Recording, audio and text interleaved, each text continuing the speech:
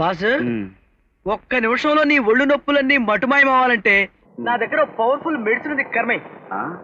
English మందు అది తీసుకుని ఇన్ని గోరువెచ్చని నీళ్ళతో కలిపి ఫట్మని కొట్టామంటే కర్మే తెల్లవారేసరికల్లా ఒళ్ళు పువ్వులా తేలిపోతుంది కర్మే.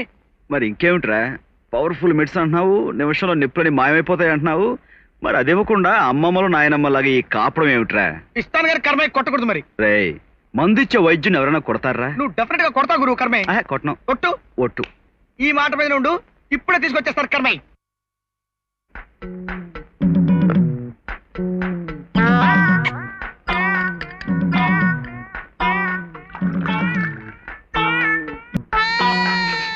ఇదేమిట్రా ఆ మందులో ఉంది? ఆ మందే మరి కర్మే.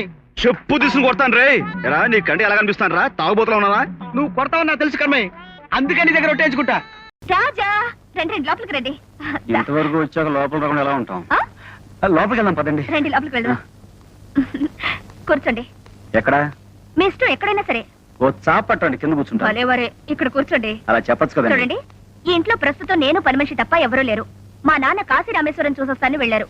ఇంట్లో ఒక్కదానే ఉంటే బోర్ కొట్టింది, అందుకే మీకు ఫోన్ చేశాను. అరే లేచిపోయారేమిటి? ఇంటికి రమ్మంటే అభిమానంతో పిలిచారనుకున్నాను, మీకు బోర్ కొట్టి పిలిచారన్నమాట. చాలా సంతోషం. ఐఎమ్ సారీ అండి, నాకు అందంగా మాట్లాడడం రాదు. కూర్చోండి. నా కాళ్ళ మీద నేను నిలబడాలని నా కోరిక. తాగడానికి ఏమైనా? తాగడమా? పట్టపగలు మీ ఇంట్లో బాగుండదు. I mean coffee, tea, Horlicks, Bournvita, anything? No thanks. మరి రాజాకి? వాడి తరపున కూడా నో థ్యాంక్స్. ముందు మీరు కూర్చోండి. Thank you.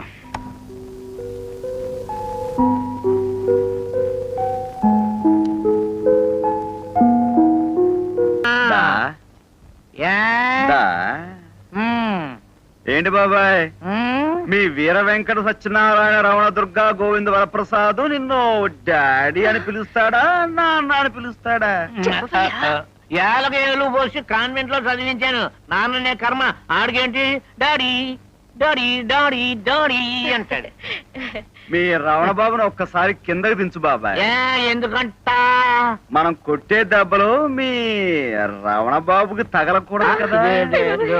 దించరా రాస్కెల్. ఎరా బాబు నిన్నేమని పిలుస్తాడు? డాడీ డాడీ డాడీ డాడీ అనా? ఇది ఒక్కసారి పట్టుకో. ఎందుకంట నోరెత్తేవాటి ఒక గుద్దు గుత్తాడు, దెబ్బతో ముక్కు గొంతులు కలిపోతున్నావు అనుకున్నావా? ఇంకా కొట్టలేదు కదరా? కొట్టలేదా? చెప్పు, ఇప్పుడు చెప్పరా. ఆ బాబు నిన్ను డాడీ అంటాడా, నాన్న అంటాడా? డాడీ నాన్న రెండు అనడు, అయ్యా అంటాడు. ఇడియట్. పాపం ఆ పిల్లాడు పుట్టిన దగ్గర నుంచి ఇంతవరకు ఒక్క మాట కూడా మాట్లాడలేదురా. పుట్టు మూగజీవి. రాయ్ చెప్పు, మీరిద్దరు ఎందుకు ఈ నాటకం ఆడుతున్నారు? బాబు, మా పెళ్ళై చాలా కాలం అయినా దీని గడుపున ఒక కాయైనా కూడా కాయలేదు. మీరు ఒక అనాథ కుర్రాన్ని పెంచుకుంటున్నట్టు విన్నాం. మేము వచ్చి ఆ కుర్రాన్ని మావాడని మీ దగ్గర అబద్ధం ఆడి తీసుకెళ్లి మేము పెంచుకున్నామని ఈ వెధవనికి సిద్ధపడ్డాం. మమ్మల్ని ఏమనొద్దు బాబు, మీరు దండం పెడతాం.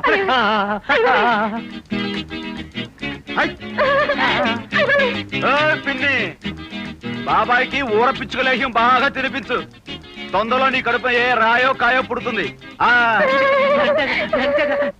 నీ మూర్ఖత్వం, డబ్బు మదం మర్చిపోయి మామూలు మనిషిలా ఒక్కసారి ప్రపంచాన్ని చూడు. నువ్వు ఏం పోగొట్టుకుంటున్నావో నీకే అర్థమవుతుంది. నా మాట విను. అల్లుడు చాలా మంచివాడు. పంతాలు పట్టింపులు మర్చిపోయి అతను చెప్పినట్టు విను. ఇప్పటికైనా నీ జీవితాన్ని సరి చేసుకో. నాకు నీతి పాఠాలు చెప్పడం మాని మూటాములే సర్దుకుని బయటకు నడవండి. హలో, నేను ఇక్కడ ఉండగా అది ఎలా జరుగుతుంది అత్త?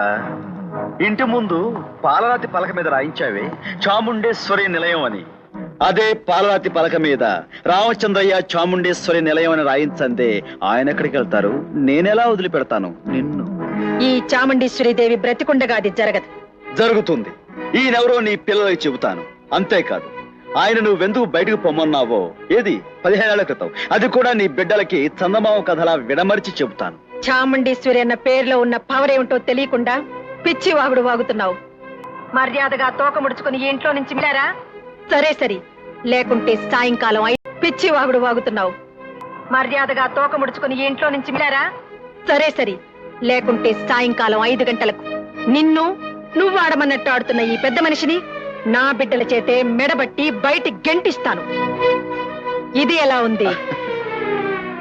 ఏమిటి ఈ రోజు సాయంత్రం 5 గంటలకి మమ్మల్ని ఇద్దరిని మెడబెట్టి బయటకి గెంటిస్తావా? నా పవర్ ఏమిటో ఈ పాటికే నీకు తెలుసుండాలి. తెలియకపోవటం నీ అమాయకత్వం. చూడు, సరిగ్గా ఈ రోజు సాయంత్రం అదే 5 గంటలకి నీ బిడ్డల చేతే నిన్ను చీకొట్టించి నిన్ను ఒంటరి దాన్ని చేసి అలో లక్ష్మణ అంటూ నువ్వు నా దగ్గరకు వచ్చి నా గడ్డం పట్టుకుని నీ చెల్లెలే నా ఇంటి కోడలు అని నీ చేత అనిపించకపోతే నా పేరు వద్దులే, అందరికీ తెలుసు. వస్తా. నువ్వెన్నాళ్ళు నా కూతురుతో కాపురం చేస్తావు. నేను దాని మనస్సుని కొంటాను. దానికి ఐశ్వర్యాన్ని మళ్ళీ రుచి చూపిస్తాను. అది దూరం చేసుకున్న అంతస్తును దగ్గరకు చేస్తాను. దాన్ని కార్లలో షికార్లు తిప్పి నీ మీద ద్వేషాన్ని కలుగజేసి దాని చేతే నిన్ను మెడబెట్టి బయటికి గెంటించి నిన్ను ఒంటరి వాణ్ణి చేయకపోతే నా పేరు కలలు కనకు. డబ్బు కంటే మనసు గొప్పది, అహంకారం కంటే ఆత్మీయత గొప్పది, ఐశ్వర్యం కంటే మమతానురాగాలు గొప్పవని నీ కూతురు అర్థం చేసుకునేలా చేస్తాను. నిన్ను ఒంటరి దాన్ని చేసి ఒక్కొక్క మెట్టు చొప్పున నువ్వు నీ అంతస్తు నుంచి కింద దిగొచ్చేలా చేస్తాను. నో! నా కట్టెతో పాటే నా అంతస్తు కూలిపోతుంది. నా శవంతో పాటే నా ఐశ్వర్యం మాయమైపోతుంది. అంతేగాని నా కనుసైగలకు గడగడలాడే మనుషులున్నంత వరకు నువ్వనుకున్నదేది సాధించలేవు. సాధిస్తాను. నా చెల్లెల్ని నీ ఇంటి కోడలుగా నీ నోటితో నువ్వే పిలుచుకుని వచ్చేలా చేస్తాను. నీ చేతనే క్షమాపణ చెప్పిస్తాను. నీ చేతనే నా కాళ్ళు కడిగిస్తాను. Is it? Sure.